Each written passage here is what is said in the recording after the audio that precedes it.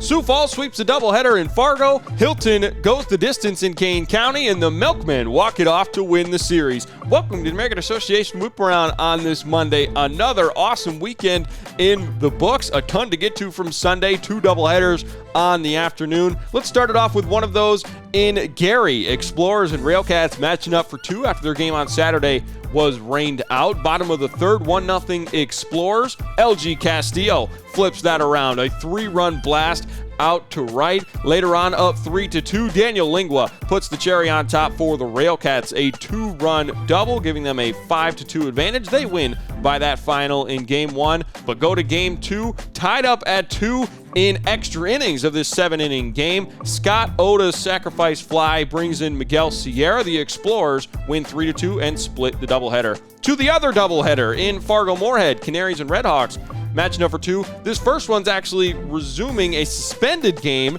and Peter Brookshaw, a 2-run blast, giving the Redhawks the lead. Correll Prime would also homer in that inning, but later on in the 8th, Mike Hart gives Sioux Falls the lead that they would hang on to a 3-run blast as the Canaries take the suspended game 10-7. Now a 7-inning Game 2, and Mike Hart once again a solo shot, giving the Canaries a 2-run lead in the final frame. Sioux Falls sweeps the doubleheader, winning 4-2. To Lake Country, rubber match between the Salt Dogs and Dockhounds in Oconomowoc. And David Richardson was great for Lake Country. 6 shutout innings, 5 hits, 7 strikeouts for the right-hander.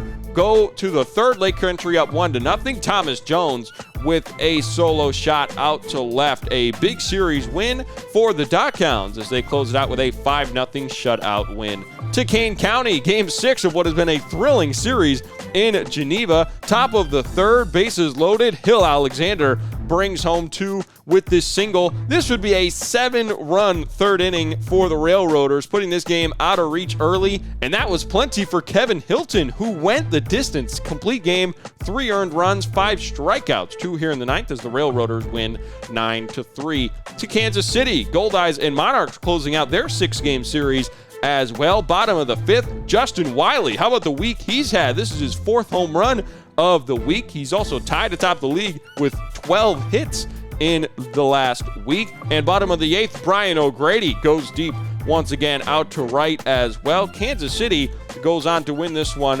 4-2. They took 5 of 6 from the Goldeyes. To Milwaukee, Dogs and Milkmen in a rubber match out east. Top of the 6th, Milkmen up 2-0. Peyton Neals, what an addition he's been for Chicago. An RBI single brings them within 1. The Dogs would later tie it. We go to extras when Gabriel Cancel ties it up with this RBI single, knotting it up at 3 runs apiece. We would require an 11th inning here when Aaron Hill, runner at second, nobody out, he goes ahead and ends it. A walk-off single to left. Milwaukee takes this one by a 4-3 final and wins an entertaining series 2-1. Here's your final scores from Sunday afternoon. Kansas City wins that series against Winnipeg 5-1. Cleburne still loses that series in Kane County 4-2. The other 4 series ended up 2-1 in favor of Milwaukee, Lake Country, Sioux City, and Sioux Falls.